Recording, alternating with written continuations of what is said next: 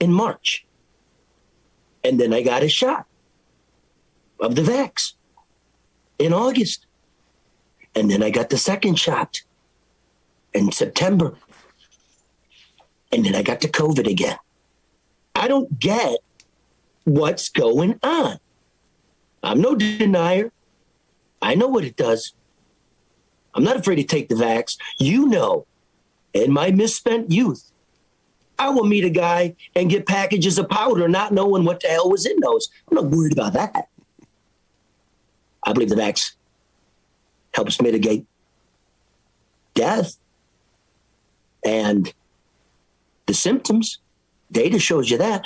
But I don't know about you out there. I don't know where to get a test. I don't know what kind of mask to use. Everybody's bombarding me with numbers, and I'm just getting pissed. Am I wrong, Karen?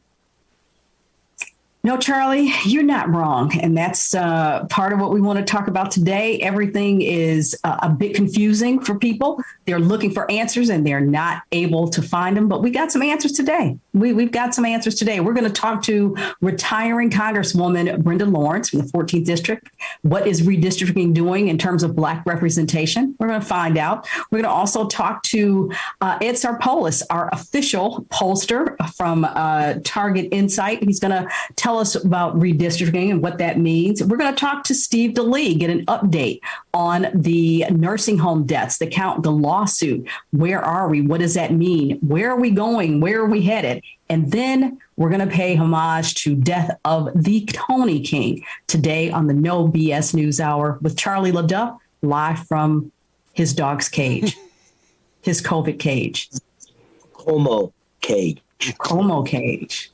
Hey, Mark. Yes. How mad was your wife that I've got COVID? More concerned. Maybe more mad because we had to use a test on you. Dude, I mean, that shit's harder to get than Bitcoin. You can't find them anywhere. All the deer have them. I don't remember much, but I can't remember everything because everything's the news cycle changes every 2 days. So when it's all said and done, besides Trump just popping off, we'll talk about January 6th. It is the anniversary. But in his COVID response, what was the main thing people were bitching about? Lack of testing. Right off the bat, it was a lack of testing. Lack of testing. Mm-hmm. I thought it we was don't got any tests now. I thought it was him telling people to use bleach. That was a big issue from his discussion. No, but Trump did say the fact we had increases in COVID because there was too many tests. Tests were creating the increases in COVID. But right out of the gate, it was lack of testing. Big time. Yes. And yet here we are. Mm-hmm. But he actually said, slow the testing down. Please. We'll have Stop testing. See, that's what this program's about. We just corrected the rest. So tests, taking tests, not taking. I can't get a test. I'm in a cage. Mark's wife's mad. Don't wear a cloth mask. Wear a cloth mask. You know what? It's so weird in here. It's so weird in my house. My wife, God bless her, brings me berries this morning, but she's done up like Florence Nightingale. It was a trip. You know what I mean? She's mad that I'm in the bed. So now I'm in the cage. You'd have thought I brought a raging case of syphilis home.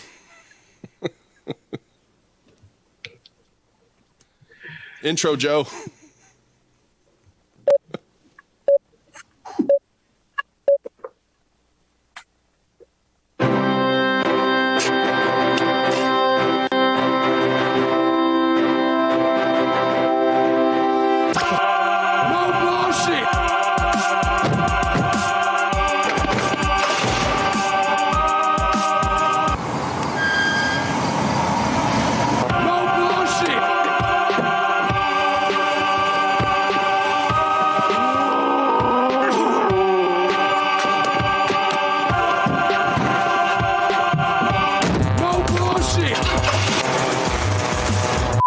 Let's just did breaking news.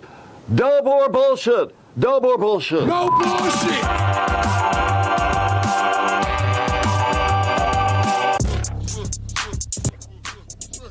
Well, Congresswoman, that's the end of a great political career. Thanks for showing up on the No BS News Hour. Good to have you back. Thank you for having me. And please, my prayers are with you and with your wife always for being your spouse. But I do want you to please do everything you can to get better. The quarantine is very important. The poor dog has now lost his home. I'm sorry about that. Well, hold on a second. Congresswoman, you need to be on here with me. Right back in. See how that That was works? good. I got no place to go. Nobody loves me. Okay, so look, real quick, I want to do this before we get going. Karen told you what the program's going to be. But if you guys could cue up a little bit of the teaser red, here's what we're doing. Listen, you potential advertisers out there, as the biggest growing news program in Michigan, as they're all starting to shrink. Because you're getting people like Congresswoman Brenda Lawrence, Ed Sarpolous, Steve DeLee, my lawyer, and just beautiful content. We're opening an advertising firm as well. Ooh, all right. You want to give me a little tease here. Here's comedian Detroit Red with an homage to the new Johnny Depp Dior campaign. This one, they call it Sauvage. This one is for the American Coney Island called Sausage. Well, that's Johnny Depp. That's not red, is it? In the wilderness, fearless and human. Sauvage, the new elixir, Dior. That's a more handsome version of Red. Right? Yeah. Now, where's red? Give me a teaser red. Play the quick, beginning of them, Joe. I don't know why I'm in the desert in my underpants. I don't know why these wolves are following me, but I need sausage. There you go. There you go. More on that. Real quickly, No Bullshit News Hour is, give me the no wacky music, please. Mm-hmm. We're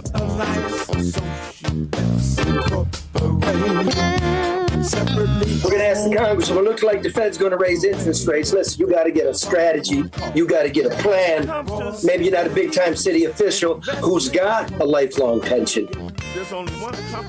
Look out for your family. Call Luke Nowacki at 248-663-4748. Grow your assets from annuities to individual retirement accounts to college savings. Make the call. The politicians and your children dependent on you. Hey, bro, is it my connection or are we good? Your connection's a little, it's a little weak right now. I'm hoping it'll strengthen up. Okay. And listen, it's a new year and mortgage rates are likely to increase soon. Act now. This is your chance to refinance and lock in a low rate. Go to Hall Financial. Call them right now and get started with a free 5-minute mortgage review. In as little as 5 minutes, Hall Financial can take a look at your financial situation and help you lower your monthly mortgage payment. At Hall Financial, their number one priority is client service with over 4,000 5-star reviews. Why should you go anywhere else? Go where Mark goes, go where I go. Not only is Hall Financial going to treat you like family, but they can also close your loan in 8 business days or less than 2 weeks, people. They are the fastest in the industry. Get started today. Call 866-CALL-HALL or chat with them online at callhallfirst.com. We're going to do a Hall. We're going to do a Hall commercial. Oh, we should, yeah. Yeah, we're going to. All right. Brenda Lawrence, 14th District, longtime public servant. I mean, school board, Brenda? Southfield City Council, yes. If I'm not mistaken, the Southfield mayor. And the Congresswoman of the 14th District, who the Democratic Party did not want to run, she felt she had what it took and won it. Now you're retiring. Why, madam? In my estimate, I got to say it. You're one of the most capable, honest, interesting, strong representatives that we have in this entire state. I'm not bullshitting. I don't have to. You're retiring. You don't come on much. I don't kiss ass. Why are you leaving? Well, it was a series of million little cuts. I am in my 30th year. I celebrate my 50th wedding anniversary, and my husband asked the question, when is our few people recognize when you're in public service and you take that oath. I like to give you the visual. When we had that huge power outage and everyone was out of power, I left my family in my home, which was dark, and went to City Hall to take care of my constituents. That is your life. And your family takes the second seat. They are definitely not the first priority. And so that to me was sobering, and it was a question I had to ask. I've lost 2 sisters in a 12-month period, and I have no siblings left. My mortality is slapping me in the face. I have no uncles, no aunts, no sisters, no brothers. My mother and father are gone. I have less years ahead of me than I have behind me. And I can tell you the climate of the last 4 years under Donald Trump was exhausting. It was constant. It was like a water hose in your face. And we went through a very hard election. And then we had January the 6th, a period of time, the thing that I live for and I believe in so fundamentally about our democracy was literally physically attacked. I believe in this country, and I am honored to have had 30 years, Charlie, 30 years of service and have learned so much. And there comes a time, there's a time and season in everyone's life. And it's time for me to turn the page. I'm not going away. Thank God I'm healthy. I want to continue to be relevant and engaged. And that's my promise to the people of Michigan and the 14th District. I could go on and on, but I know Karen wants to get in there. So I'm going to go ahead, Karen. I could just... No, that's okay. I mean, and the Congresswoman knows that I've known her for a long time. I have the utmost respect for her personally, professionally. I mean, but, you know, I was just, while you were speaking and I'm thinking back over your career, I'm interested in you sharing how your congressional seat and that level of federal politics differed than maybe what you did at the Southfield at the local level. I mean, a lot of times people, like you said earlier, you know, people, maybe you make it look easy, or people are somehow not privy to just what the demands are and what the expectations are. Just a thumbnail on, you know, the difference, whether you were surprised, you know, or just how it differed from where you began. Karen, the 14th District gave me the amazing opportunity of representing diverse population. When I say diverse on every level, I had to grow. I had Royal Oak Township. I had Detroit, and I had West Bloomfield. I had the largest Black population, the largest Jewish population. I have a strong Indian population. I have Muslim. Every religion you can think of, I represented. So I've been in synagogues, temples, and to churches, from Church of God in Christ to Southern Baptist. And the thing that I want my legacy to be is that I took time and I was deliberate to ensuring that all those voices knew that I heard them and that I would speak up. Immigration was a big issue, and I represent Southwest Detroit and Pontiac, and the Indian community and the Arab community. I represent Hamtramck, which at one time had the largest number of Muslim representatives in their elected body, now is completely Muslim, from the mayor to all the city council. And when they come to me and speak to me about issues, I had to hear it and respond to it and be respectful of it. And so I will tell you what's the difference. Local politics, you pretty much have a homogeneous population. While I was blessed in Southfield to have a strong Black and Jewish population, but when my area expanded under Congress, it challenged me on a regular basis. How do you fight for protecting the tax status of millionaires to protecting the least of us, so they can get simple things like food for their children, that they can have housing, you know, and I had to balance that.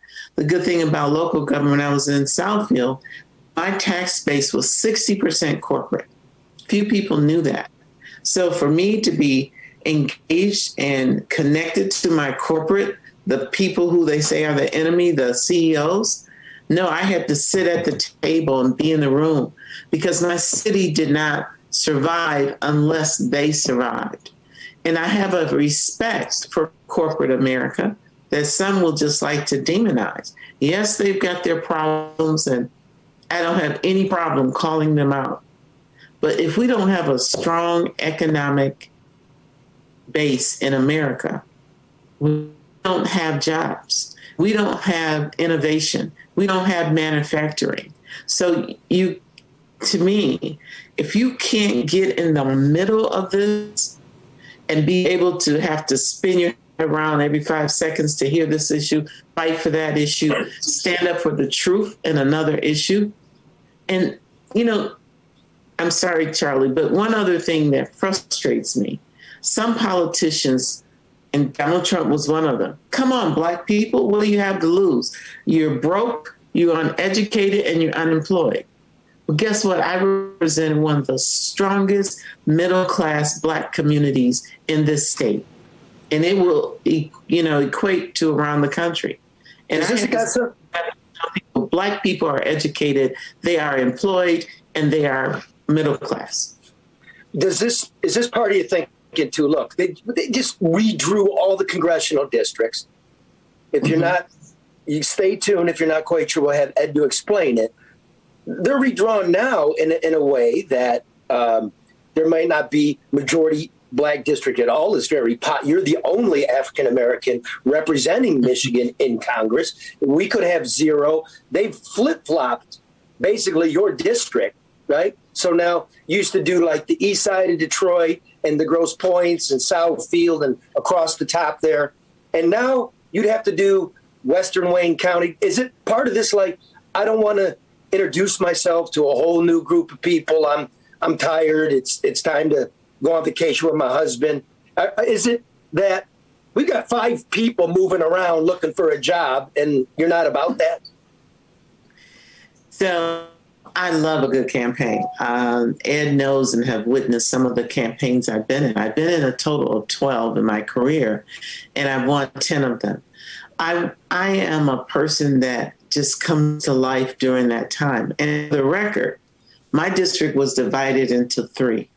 Haley Stevens and Levin have stepped up to what they call the Oakland County seat. A large majority of that is what I represent now. In addition to that, the east side of Detroit, downtown, southwest Detroit, that's my district as well, the Grosse Points. And then you look at Southfield and you look at West Bloomfield and all these other places. So I had a choice of 3. But it's time, Charlie. It's time. I hope people understand. I am not a punk. I don't run away from a good fight. I wouldn't be here today if I didn't have the courage to keep my heels on, put the Vaseline on my face, and roll up my sleeve and fight for what I believe in. So it had nothing to do with fear. But the thing that you say, Charlie, about being the only African American weighed heavy on me. But I'm very happy to say I've seen. Karen asked me earlier, oh my goodness, the number of African Americans who are stepping up to run for Congress. And I will be very active and very vocal in supporting an African American candidate to replace me, to pass over the baton to. Okay. I bet a lot of people are calling. Everybody wants your endorsement. A lot. Some of you never would have expected. And, I say this not out of arrogance, but I don't know if I did too good of a job making this job look easy. It is not easy. And a lot of times people just see the cameras. They see you on TV and, oh, my gosh, you got that title. This is hard work. And this next election, Ed probably is going to talk about it. I don't know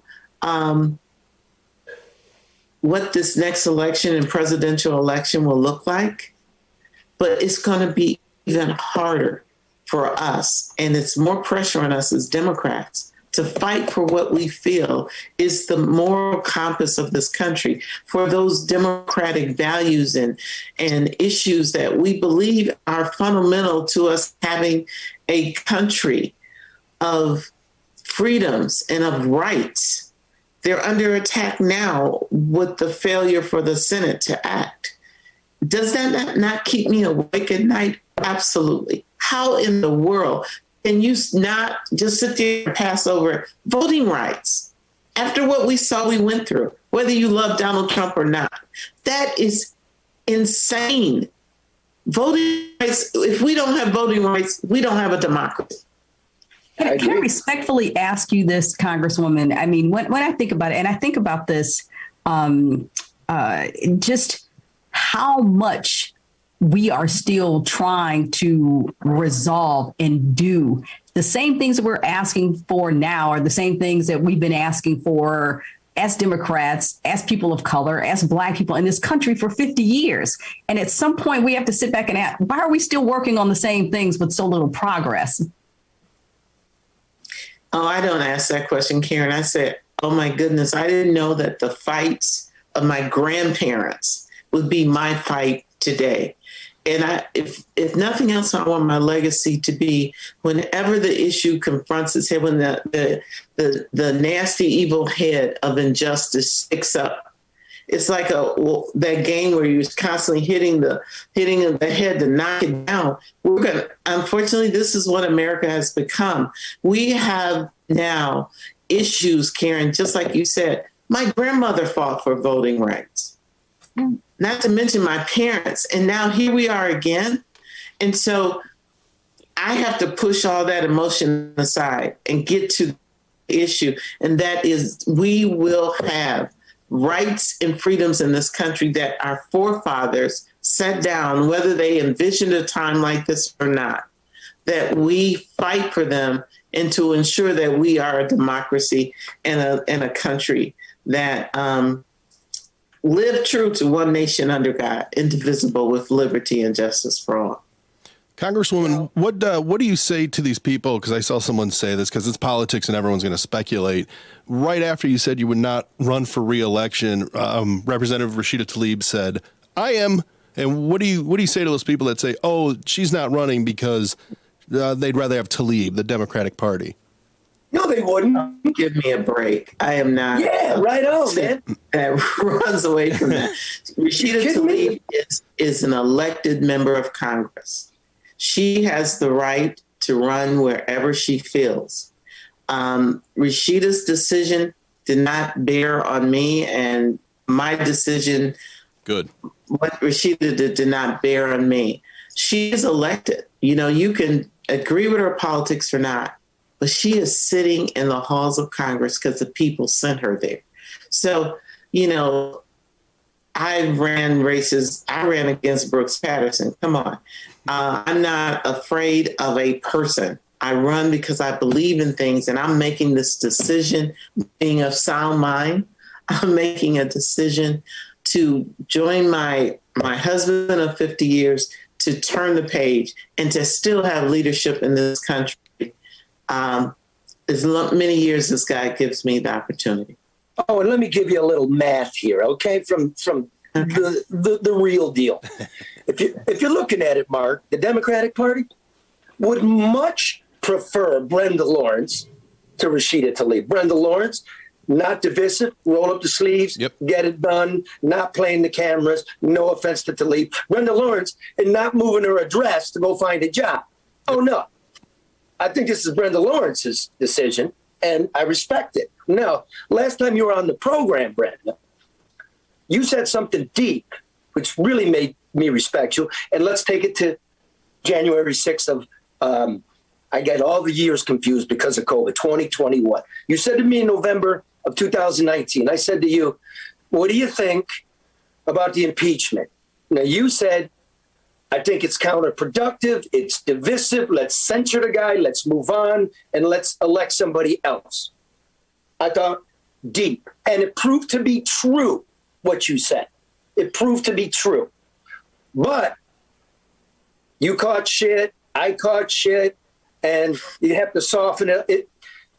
between me and you. It's like politics. You got pressure from the party, right? Because it was taken out of context.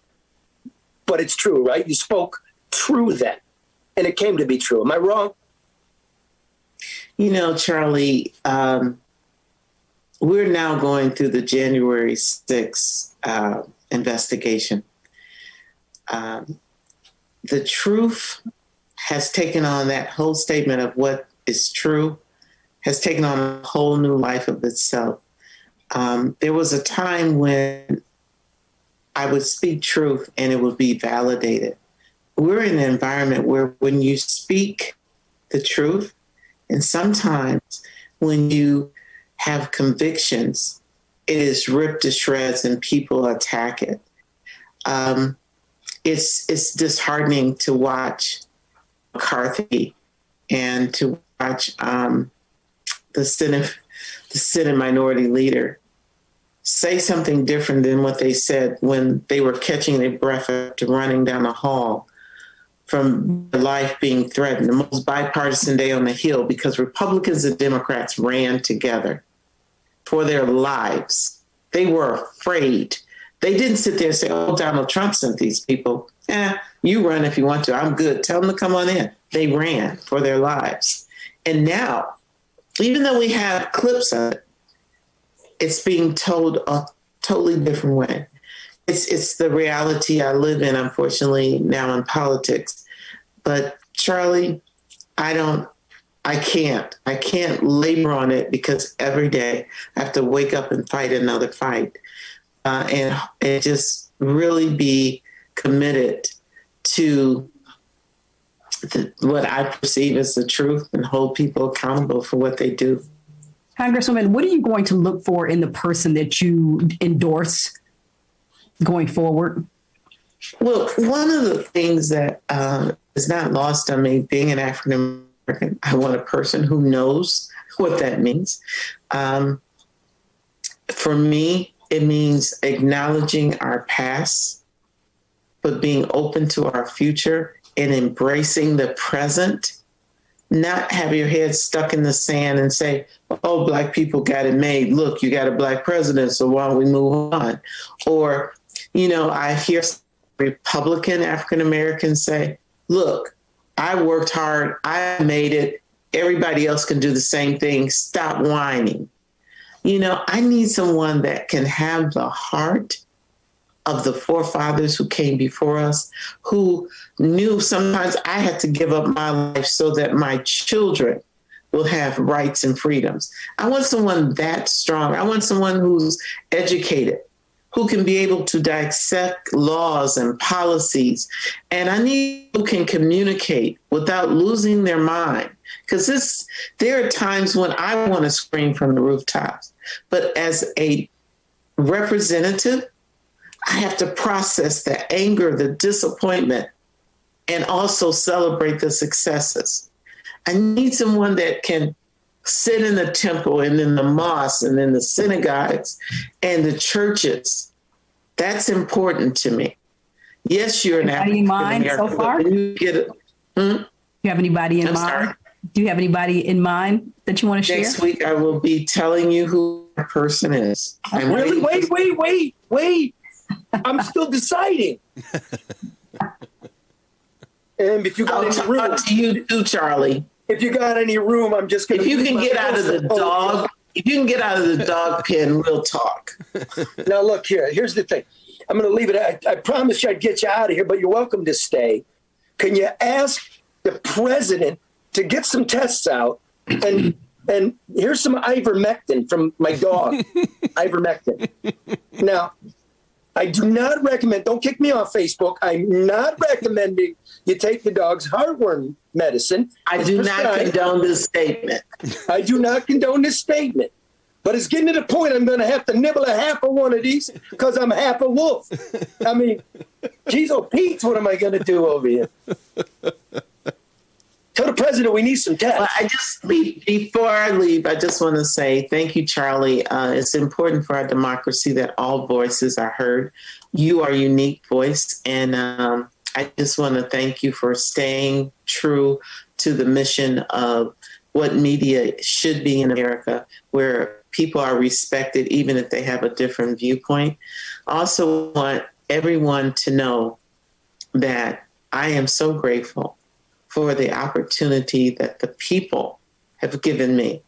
It wasn't one person, it wasn't just me, it was a collaboration of trust and the vote of the people.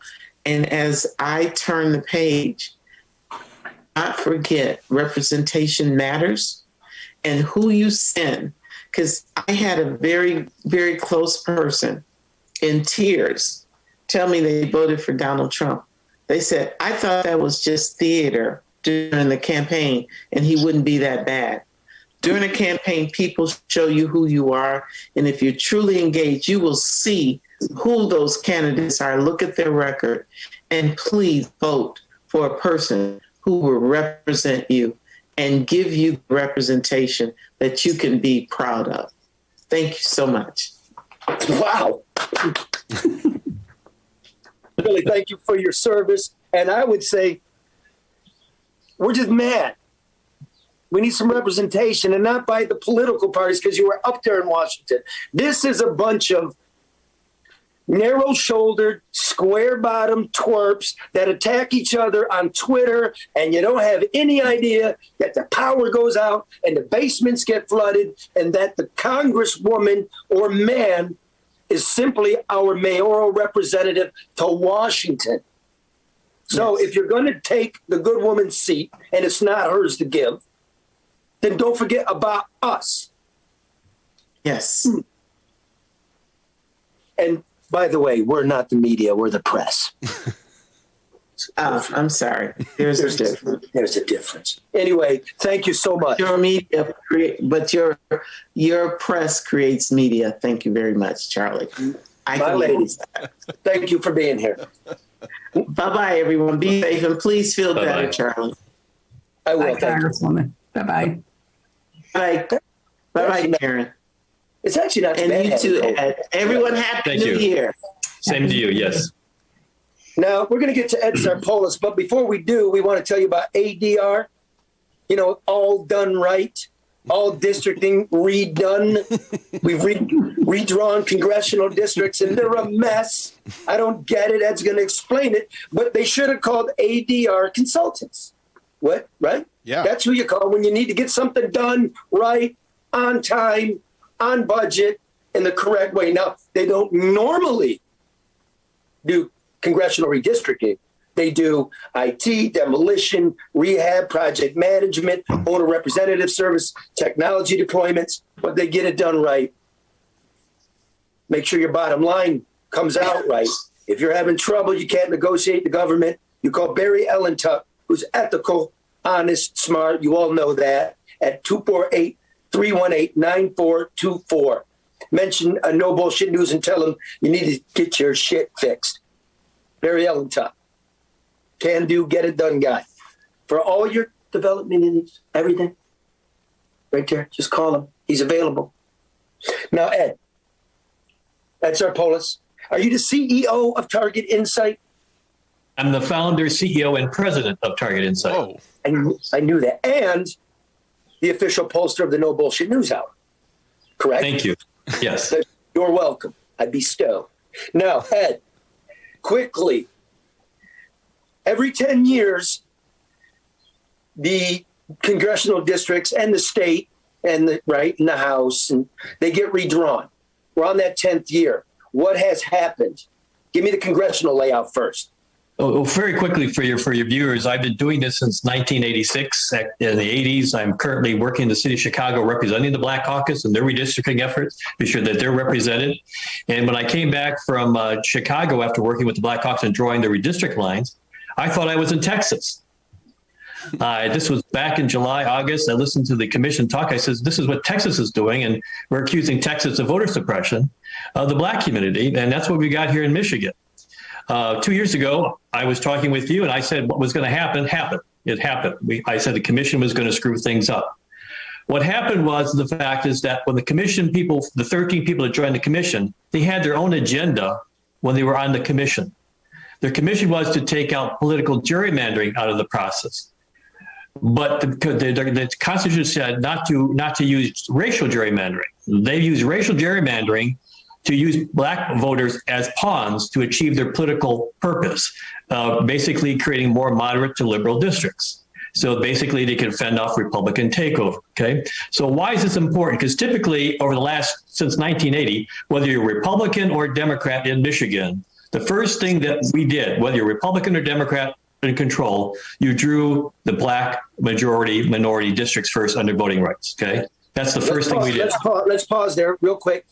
Since the 80s, this game of politics. Yes. The first thing that the Republicans and the Democrats would sit down and do because of the 1965 Voting Rights Act was draw the black districts. Yes. Okay. Or have the black community help us draw the districts. It wasn't necessarily we did it. The majority black district. Yes. The majority black, because that's what we thought the law said. Okay. Yes. Okay. All right. Now, under law, you can't guarantee a black district. You can't guarantee proportionality, but you have to draw as many as you think it can be effective. Okay. So what's the difference here? Secondly, under voting rights stuff, you're supposed to represent community of interest.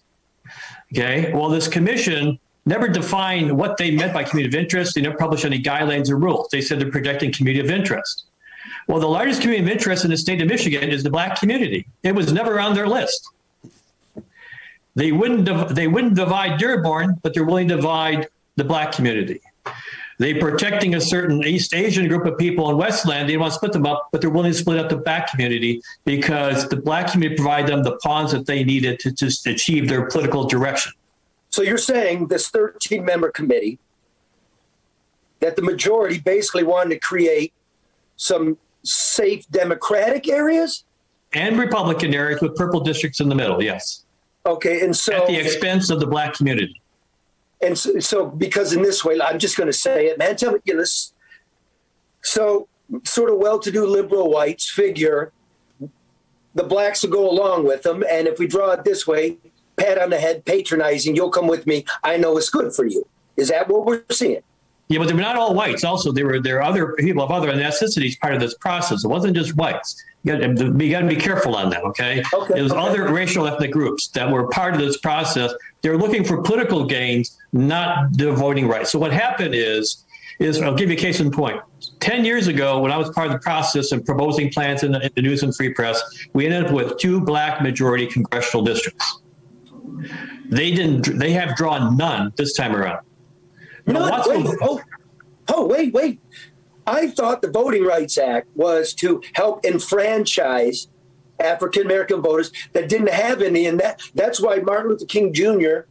and everybody crossing the Petraeus Bridge got their ass beat, and that the Voting Rights Act comes out of it, and that these representative districts would not disappear. I've never heard of a majority black district disappearing, especially in Michigan, but we had 2, and now we have none. Is this even legal? Well, it is and it isn't legal. First of all, under voting rights, you can't guarantee a black seat. Okay. But what the problem was the fact is you can't take away what was given to them before. Okay. So under the voting rights law, because of drawing lines, maybe they could have eliminated one black district and ended with 1 congressional district. They didn't even try. Here's how bad it was. When I came back from Chicago and I was presented the maps, I said, this is crazy. Within 1 hour of taking the maps that they put online for us to review, I converted one of their maps and I created 2 black majority congressional districts within 1 hour. That tells me that they took no time. If I could do it in 1 hour, they had 6 months to do it. So this was more of an intentional process of doing that. Secondly, in 2010, and I was part of the process for this, we developed 5 majority black Senate districts, okay? They drew none. They can't figure out how to draw 1 black Senate district in Detroit. They eliminated all black districts. Wait a minute, whoa. So Detroit, forget Congress for a minute. It's very possible that there would be no African-American senators in the state legislature? Potential. Right, potential, yes. So the bottom line, some of the initial maps that were drawn, Detroit could be represented by somebody from Clinton Township or from Bloomfield Hills, okay, or from Utica. Wow, this is nuts. Let me get to other groups though. I mean, like now Livonia's cut into 5 pieces. Livonia's a coherent community, and now you've drawn bands all over the place. This makes no sense to me. Well, first of all, remember that this commission decided to do what they wanted to do. One of the lawsuits protected the fact that they did not publish any rules that were going to guide them. We encoded in the law the Bernie-April criteria of protecting communities, okay? So they didn't follow any rules. They just decided we want to draw what we want to draw. Now let's go to the state house things. 10 years ago, we drew 12 effective majority house districts. Until I did an op-ed and was on Chuck Stokes show, which I called you back in September, they only crawled 2. Now we get them up to 6 or 7, but until they were embarrassed, they weren't going to have other than 2 out of the 12 black districts, okay? You can't tell me that you can't create a black house district in the city of Detroit. What they did is they basically, if you remember, go back to the turn of the last century, when our congressional district, Detroit was the spoke, and every district came out of Detroit. Well, basically, they repeated what used to be in the 1800s. We used Detroit as a base of the district and spread it out across all regions. To basically share the black vote, because they tend to vote more Democratic, to make more Democratic wards or more moderate to liberal districts than they did. But it's basically a possibility because all these districts are 40 to 44% black voting age population.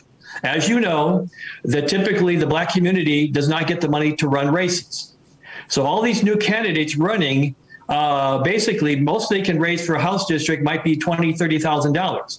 Well, the population of Western Wayne, what we used to call the Western Wayne Mafia, they'll kick in 100,000, 200,000, be sure that they get their representative for Wayne, Westland, whatever. So that you're active, and also Detroit, they always run against each other. You look at the congressional districts, you know, it's not that I'm against anybody running, but the point being is you put the people from Detroit in an economic disadvantage because of fundraising and also the power brokers and what they want, okay? Let me ask this. How big is a congressional district in terms of population in Michigan? Close to 800,000. Yes. Okay, 800,000 people. Karen, Mark, Steve, you're muted, but wouldn't this make more sense? 800,000 people. Detroit could be one congressional district. Part of one. Mostly. Yes.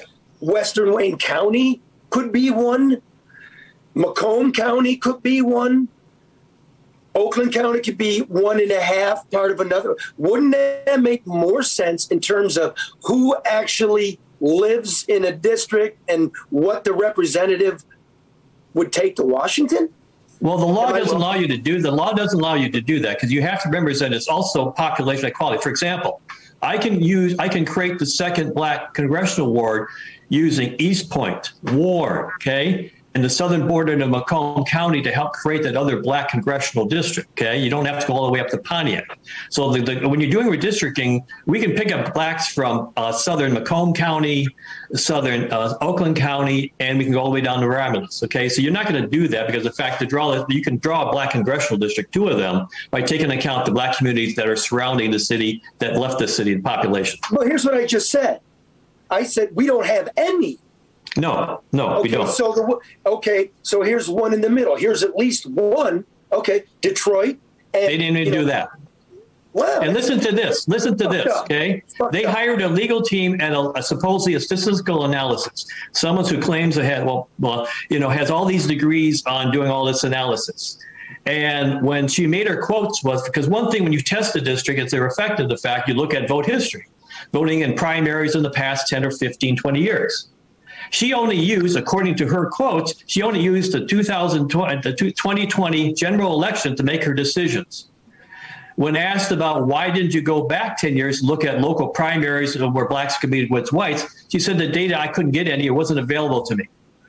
How can someone who's being hired as an expert couldn't pick up the phone and call the Secretary of State, hey, you run me, can they give me that voting data? Or call Kathy Garrett, the Wayne County clerk, or John Winfrey to get that vote history? She said she had no access to data.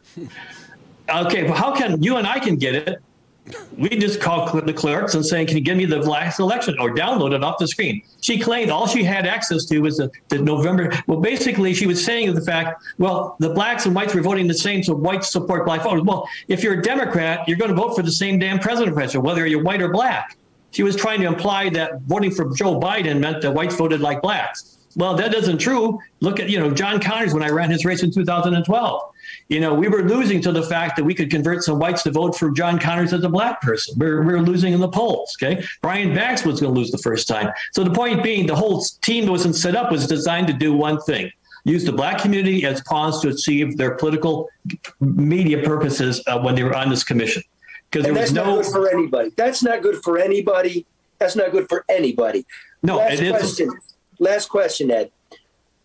There's got to be a legal challenge coming, and if there is a legal challenge, it was already filed. It was filed, Wednesday night by midnight. I was working with the team on helping them understand what they had to put in the language. That is being filed. No, potentially there'll be 2 more lawsuits. Republicans haven't said when they're going to file theirs. The Michigan Civil Rights Division may be filing theirs, and another group of black community people might be filing theirs. But right now, the one that's in there is charging that basically is that the commission intentionally diluted, eliminated, or removed black voices in the state of Michigan. And the Republicans are jumping in on this. Well, yeah, because first of all, they have some political reason why they want to do this because they all do. Yeah. Well, they all do what I'm saying, but their purpose is to say that they split Ann Arbor into 2 different districts and all that stuff. They're going to sue for their purpose. Everybody can do this. What I'm saying, but the biggest, all of us agree, those who have been doing this for 30, 40 years, Republican, Democrat, independent, whatever fact, we're all depressed. Okay. What color you are, the fact that we cannot believe this commission, what they did to the black community intentionally. But isn't everything that just undermines a black community intentional? I mean, when you think about black bottom, you think about redistricting, you think about all the things that are, strategic, but that's pretty much what they are designed to do. And that's what they've effectively done. They did. Now, for example, you're right. But I'm saying the fact, like in Chicago, the black community, I had to eliminate a black alderman seat, but not intentionally because that's the way the population shifted in the city. They could have said we could have fewer black. They could have said we could have gotten rid of one congressional because it's be hard to draw, or one Senate seat black, or one. They didn't say we have to eliminate something. They said we're going to do all of them. That's the problem, because even black communities in Chicago said, Ed, how many black seats do we technically have to give? I says, well, to be honest with you, we're not going to be able to draw all the seats black that we used to because of a more Asians community, that type of thing. But they took everything out. Can this? Again, this is the last question. We got midterms coming up. We got primaries coming up. No. Can these lawsuits be adjudicated in time? Yes. Let me put it this way here. To correct these maps would not take anybody of my background or some background less than a week to redo all the wards and make everything legal. And 90% of the maps we don't have to change. Yeah, remember, we're only talking about Southeast Michigan here, maybe in Flint. But the point being that this is no rocket science. It can be done like I said, I do 2 black congressional wards, majority within an hour. Okay, it might take a little long for a state house because then this could all be done. Secondly, the courts can stay the primary process. In Michigan, we used to have September primaries, so we don't move it the primaries from August to September. Detroit 2011 was in September. So we have plenty enough time. The court has to accept the case, decide to hire a special master, have the commission redo it, or turn it over to the legislature, because now we have a Democratic governor and Republican legislature. No plan but favors one side or the other. And this could be done within a week.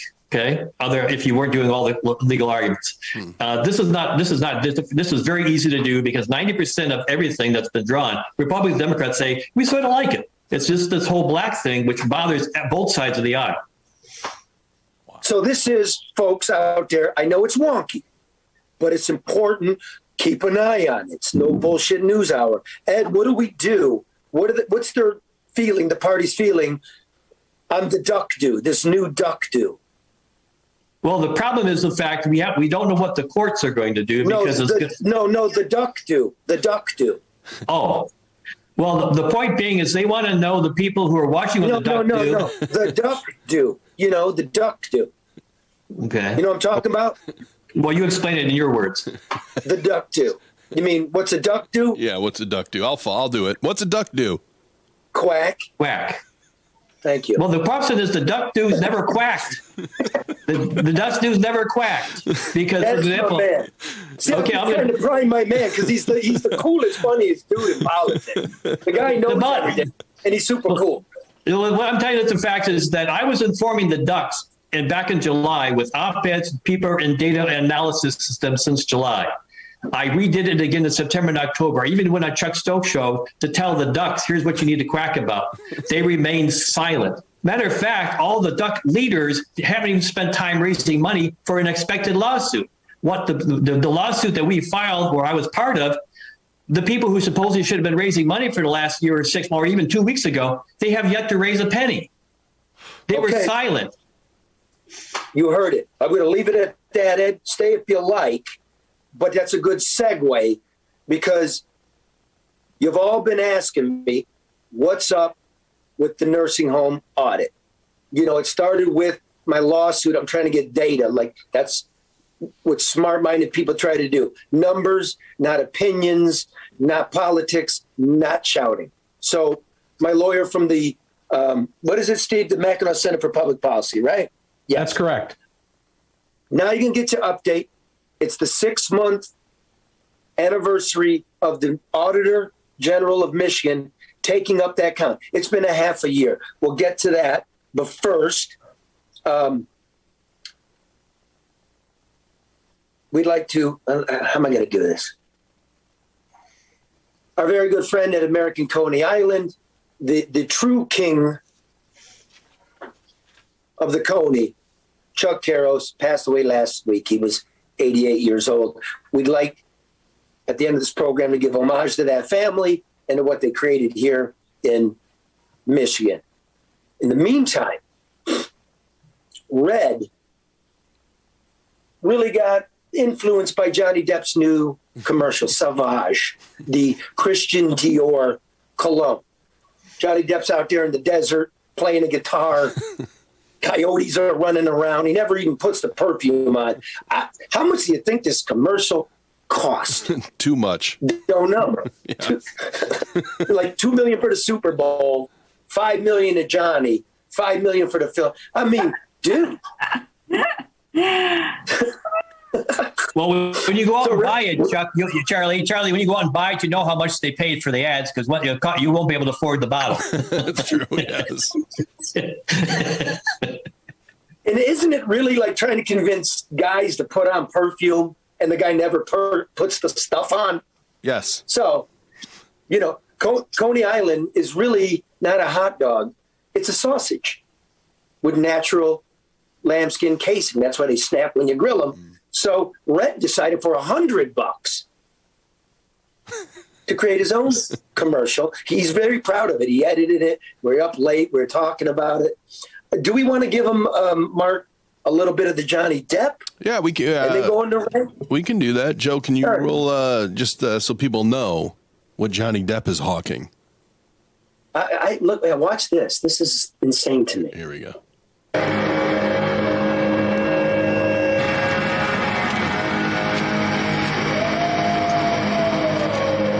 In the wilderness, fearless and human, Sauvage. I gotta say that is not a guy I want to. He doesn't look like a guy I want to smell like.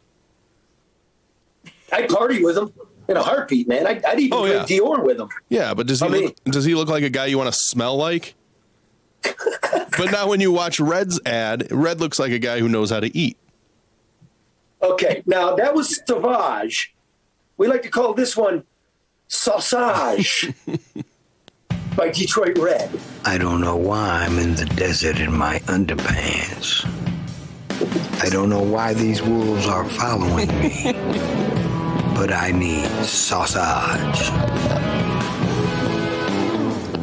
The moon is high, the clubs are closed, and the beast needs to be fed. Sausage. I look in my fridge. Oh my, what do I see? Sausage. A good wiener is hard to find, so make sure you treat it kind. Sausage. You may run with a pack, but everything ain't meant to be said. Sausage. No need to cross the desert. no need to cross 8 Mile. Who these wolves be? Get back, bitch. Sausage. Order a Coney kit directly to your door at AmericanConeyIsland.com. Well done. Well done. The star of that, for people that can't see that are just listening, is Red's belly. It is front and center. Oh, yes, His it bathrobe, is. his belly, his underpants, the bubble bath. The bubble bath, yeah. I don't know how he figured it out, but he said he got up real early. Like I think he did like 7 a.m. to 7 a.m. and tried to figure out a green screen and how to surround themselves with desert dunes and wild wolves. It was worth it. Way to go, Red. That was good stuff. All right. Where do we go from here? All right. Steve DeLee, Mackinac Center for Public Policy, my lawyer. Bro, it was a year ago that I asked the state for the nursing home data. I asked them, what is this asterisk? Who in long-term care facilities died of COVID? It was the 9-month, we're on the 9-month anniversary of not getting that and me asking you to sue on our behalf. It's been 6 months. Our findings were good enough that the state legislature, the oversight committee, asked the Auditor General of Michigan to take up an analysis and determine what the count is. That's the 6-month anniversary. Where are we, bro? Well, that's a good question, Charlie. So as you point out, it was 6 months ago that Representative Johnson had us testify before the House Oversight Committee about this. And then in June 10th is when he sent a letter to the Auditor General saying, would you take a look at this? The Auditor General responded on June 30th and said, I will do a comprehensive review. And I expect the answer sometime late September, early October.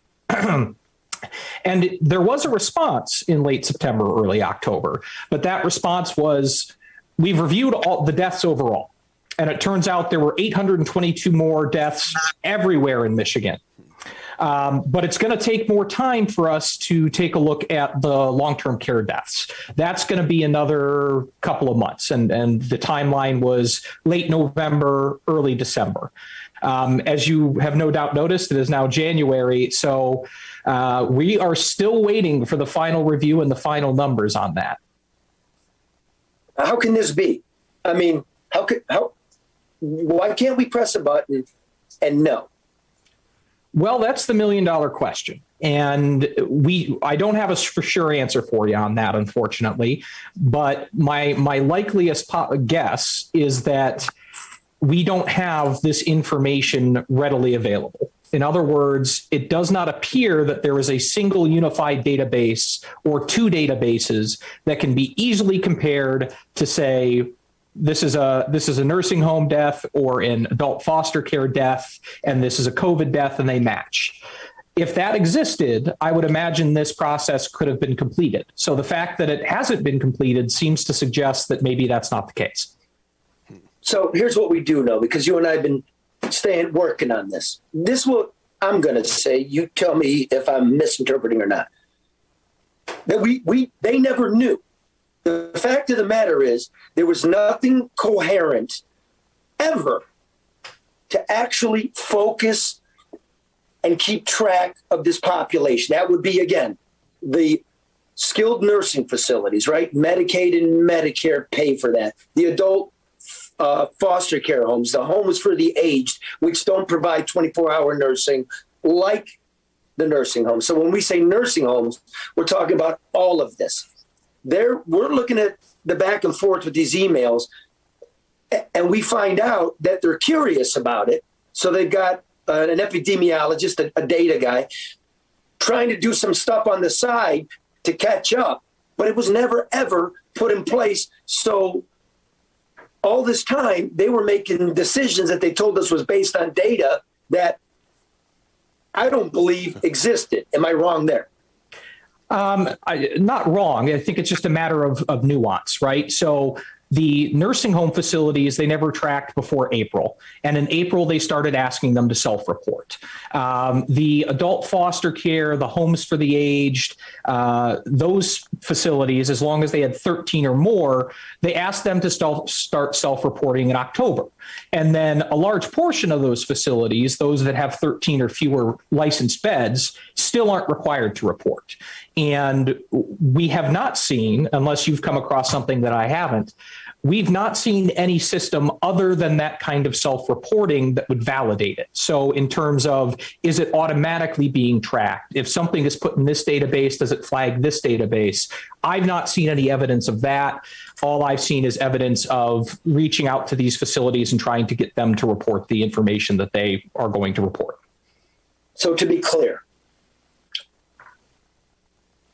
I may have been hyperbolic, but let me just tell you for real what this is all about.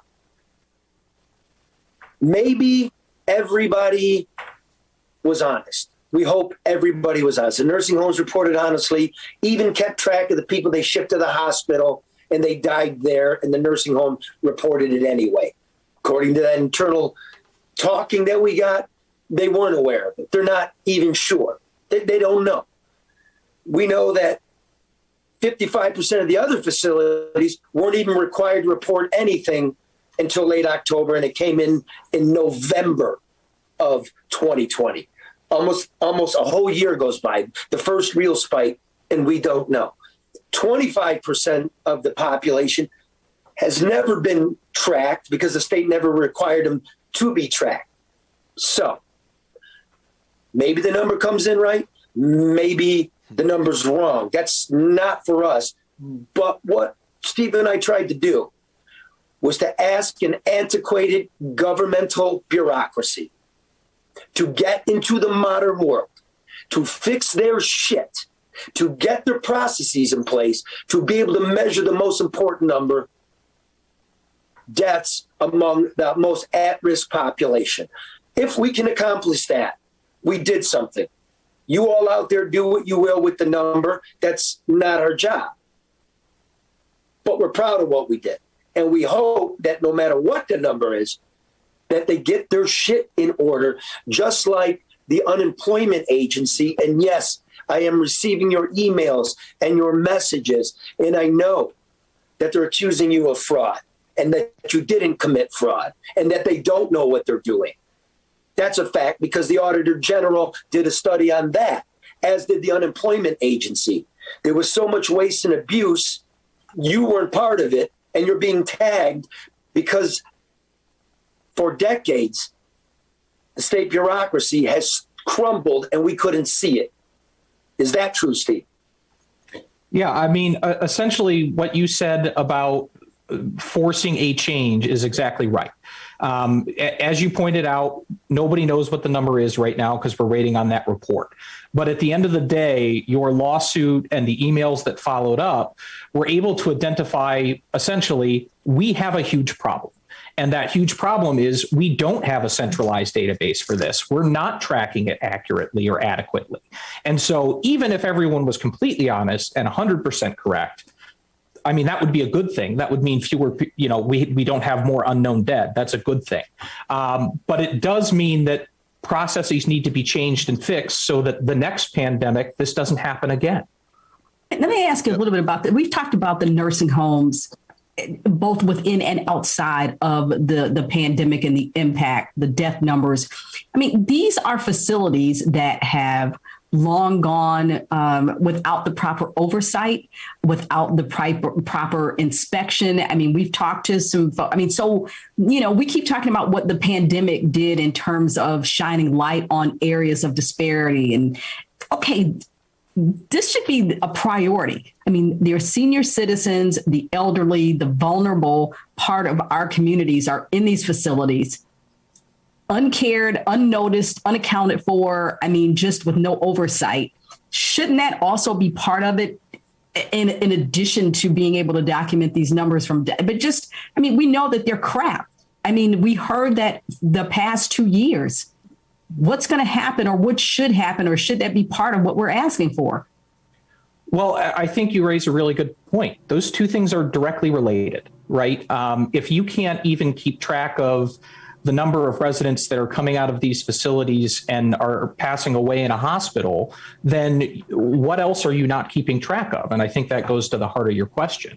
And, I think that goes to show that we really need to step up the efforts to make sure that these facilities are on the up and up and aren't the kinds of facilities that are super spreaders or that result in poor treatment of our loved ones. These are by and large homes where our loved ones or the elderly who don't have other loved ones to care for them are housed, and they should be treated with dignity and respect. And quite frankly, it's public policy. I'm not hearing anything about overhauling, right? At least Michigan's nursing home facilities. The federal government sent billions here, and also we get wind that $1 billion of the COVID relief money is going to go to GM to build a battery plant, and I'm not hearing anything about the nursing homes. And basically, if there's a ground zero, it's the nursing homes that are the biggest proportion of death. We know this, that 400,000 people a year die in nursing homes from transmitted disease. That's before COVID. How many people have died in COVID in the United States? 800,000 or something? Yeah. We throw data around. Okay, so it's been 2 years. We've had another 800,000 die from other stuff on any other given 2 years. They suck, and we're not doing anything. And I really resent in the pocket media coming after me for trying to get numbers straight. I look at Beaumont, right? We're at the breaking point. We have 400 people out with COVID. Yeah, but you got 33,000 employees. That's 1%. Who are the 400? Are they the nurses you won't pay? Are they the orderlies that refuse to get a vaccination? Are you cutting staff? Why is everybody walking away from Beaumont, Mark? Because it's been horribly mismanaged for the last about 9 years. And if you go to Eric Starkman at Deadline Detroit, right, and read up on it. Yeah. We're being bullshitted. Look, New York is doing this. Everybody's hearing it, and I'm no COVID denier. You know why? I got it again. I got it twice. And the vax. I want to know what's going on. New York's doing this. Oh, my God. The hospitals are filling up with, COVID patients again. New York decided to do this. We're going to split it.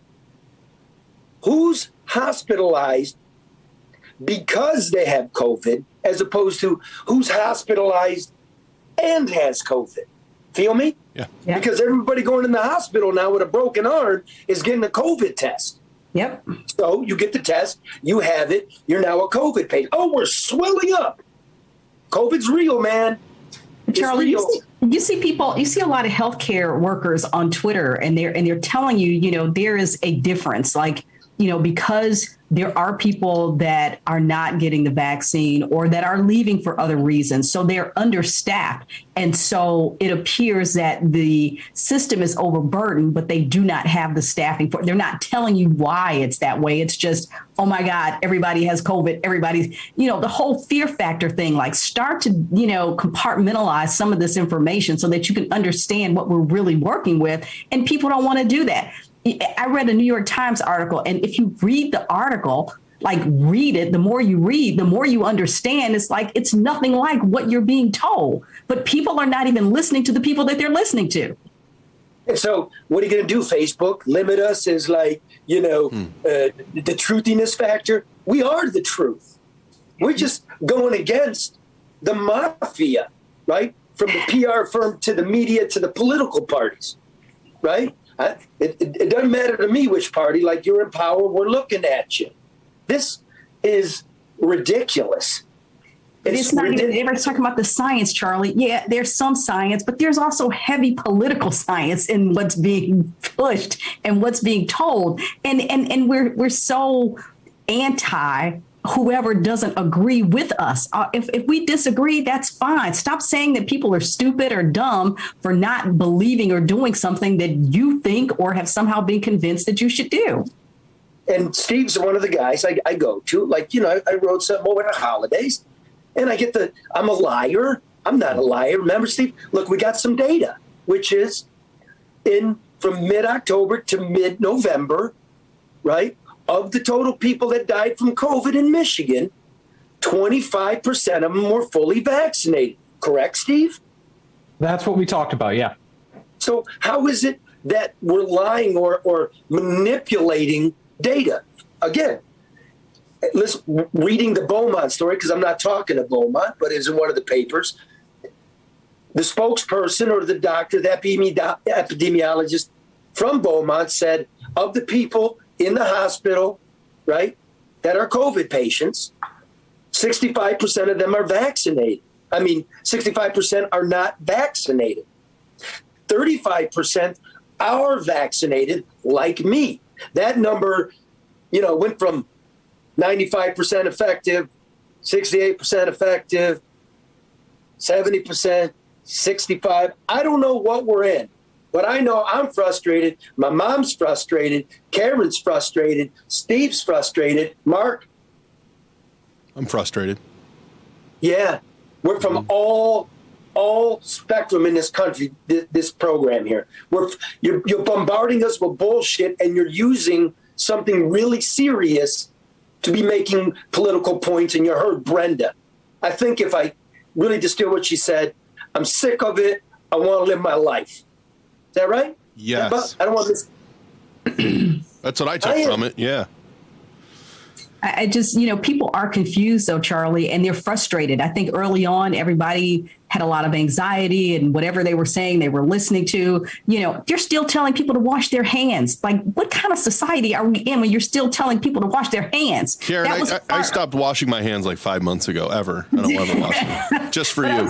They talked to this doctor yesterday, and part of it was, wear a mask, get vaccinated, and wash your hands. Really, dude? Who are you talking to? Like, come on. And then, like you said, Charlie, people are getting the vaccine. Now the vaccine's not effective. Some countries are up to their 4th or 6th vaccine. It's like people are confused, and understandably so. And we're at each other's throats. Mm-hmm. Like, my wife understandably is like, well, you never wear a mask. And I say, yeah, but I had it twice. I'm vaccinated. I wear a mask when asked to. I don't congregate like that. I've been doing it right. I'm one of the good guys. My wife works in a school. Most of the kids, you would assume, and it's a pretty good guess, aren't vaccinated. My child goes to school. Pretty good guess. All her colleagues aren't vaccinated. So now it's the mask that's going to save me? No, because you're saying those aren't working either. Now, first it was just, use a scarf, use any kind of covering. Now that doesn't work. Now you got to go 3-ply. Now you got to make sure you have a thing over your nose. Now you got to test it. And can you blow out a candle? It's make this up as you go along. There are things, Charlie, I tweeted the other day, does a common cold even exist anymore? Hey, you hear anybody have the flu? Sinus issues or sinusitis? Anybody have any? Like, we've forgotten everything that has anything else to do with it. I'm not trivializing the fact that this is real. It's real. But what is the survival rate? Everybody that has COVID, I knew 2 people that tested positive after they've gotten the vaccine. I said, what did the doctor tell you to do? They said, stay home for 5 days, not 10 because they need you to go back to work, but 5 days and take over-the-counter medicine. You mean like a cold? How long am I supposed to stay in the dog cage? Depends on how long they need you back from work, Charlie. Is it 5 days now? Is it 10?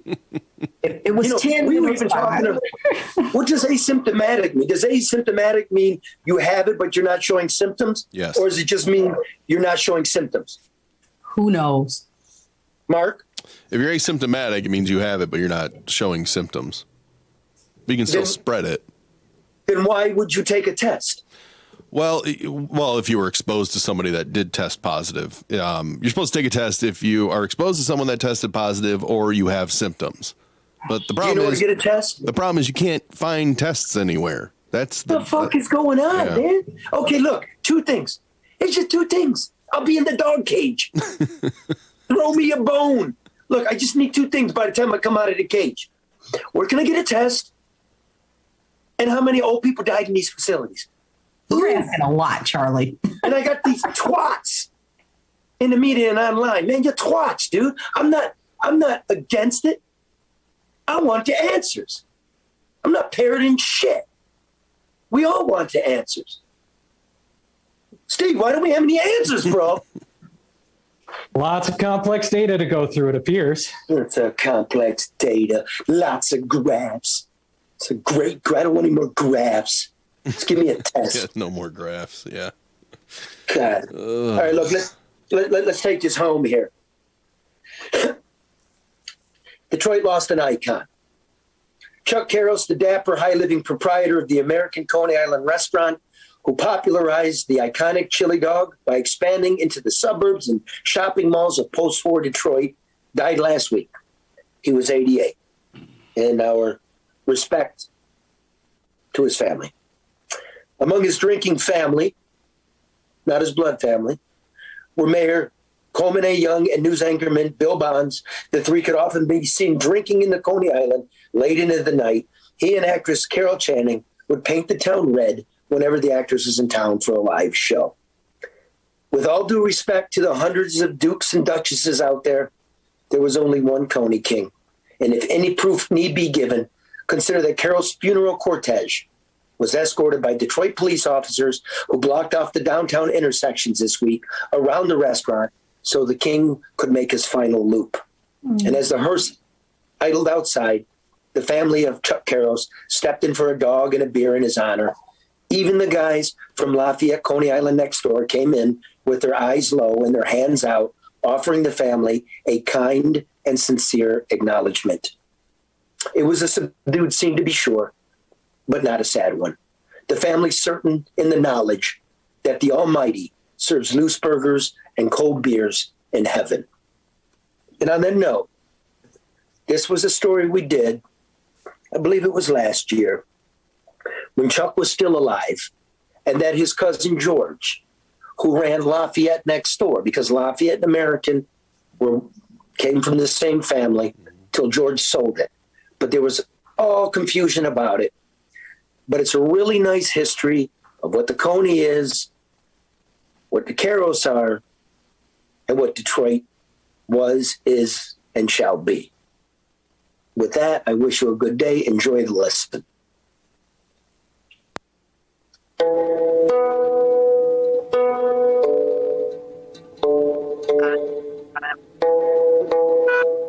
George Keros, the Detroit Coney King, died 4 times last week.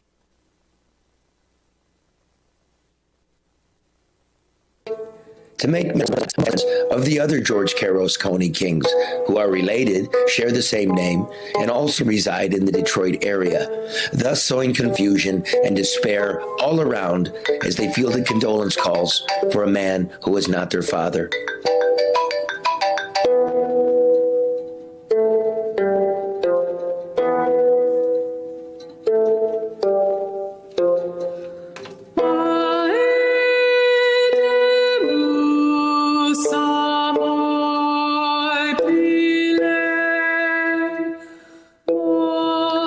First death of George Keros, former proprietor of Lafayette, Coney Island, occurred 2 weeks ago at his home in Illinois.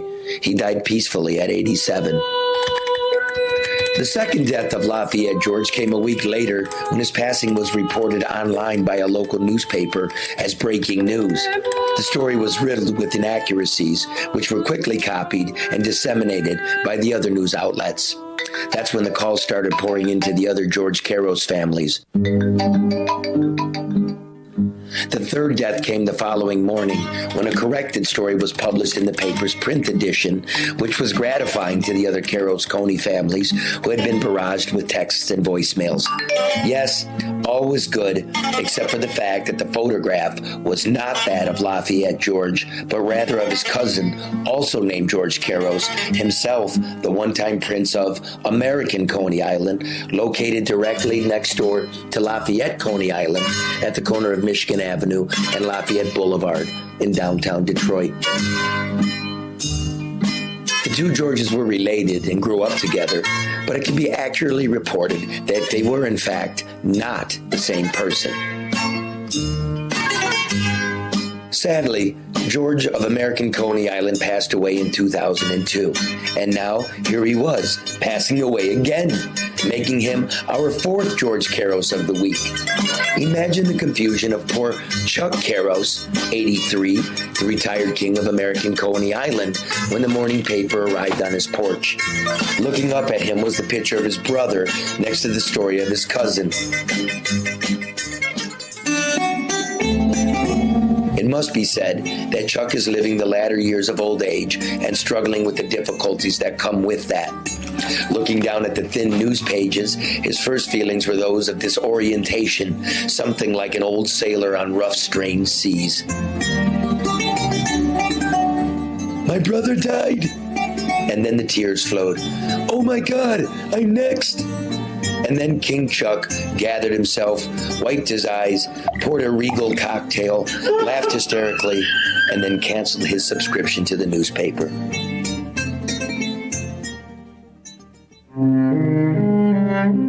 The story of the Karos family deserves to be properly memorialized. It stretches from the old world mountains of Greece to the bustling new world boulevards of America. They are a clan who has prospered and multiplied, changed what and how we eat, and all the while become a cultural touchstone of the Motor City. It begins in the impoverished village of Dara, when 16-year-old Konstantinos Kyriakopoulos is sent down the mountain by his father. Yes, his name was George too, to the docks of Patra to make his way in America. Gust buys a ticket, boards the Francisca, and lands at Ellis Island in November 1906.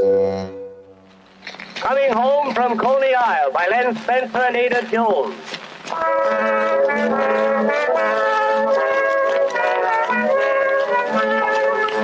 There is a time, the summer time, the time we love to rest, where breezes blow that way. The owner of a single pair of shoes and unable to get much going, young Gus heads to Detroit. But not before the teenager sets his dark eyes upon the electric lights of Coney Island, Brooklyn. He becomes intoxicated by its sounds and smells, its loop-the-loop roller coaster, Tilly's Ferris wheel, and Charles Feltman's Coney Island hot dog emporium.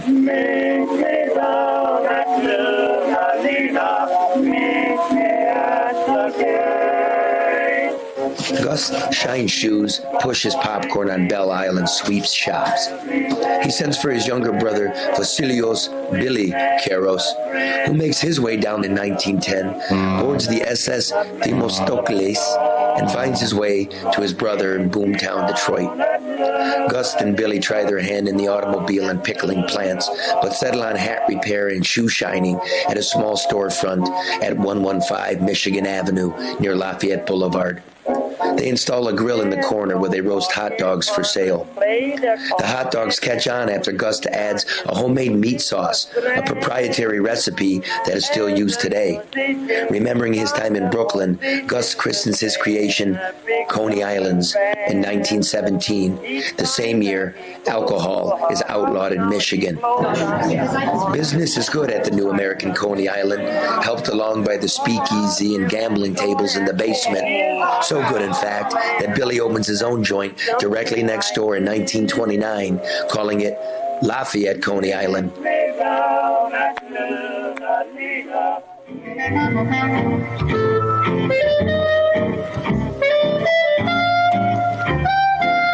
It is an amicable relationship. The brothers prosper and have children. Gus, the American Coney King, begets George and Chuck and Joe and Ray. Billy, the Lafayette Coney King, begets George and Tony and John. That makes 2 Georges and 2 Coney Islands on the same block, along with the arcade bar, also owned by Gus. Eventually, Lafayette George assumes the crown from his father, Billy. Likewise, Chuck inherits the American kingdom from Gus. Meanwhile, Gus's oldest son, George, lands in France during the Normandy invasion with the American armed forces, then falls in love with a Parisian woman. He lives there for a few years, appears in a few French B films, falls out of love with the Parisian woman, returns to Detroit, only to find his brother has inherited the store.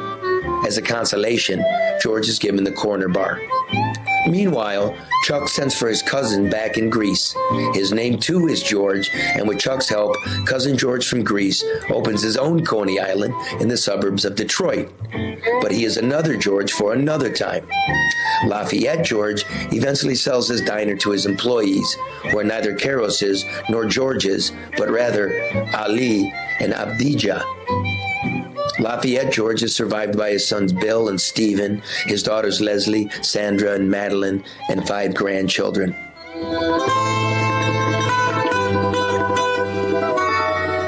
Much has been made of the family feud between American and Lafayette Coney Islands, but it has been wildly overstated, says Bill Karos, the son of Lafayette George. I used to be sent out on the street to steal customers from American, he recalls. Believe me, it wasn't hard. But we're family. We've always loved each other. To which his cousin, Grace Karos, the current queen of American Coney Island and the daughter of Chuck, responds, yeah, we love each other, but they were trying to steal customers. How nice was that after all we did for them? In Detroit, Charlie LeDuff, No Bullshit News.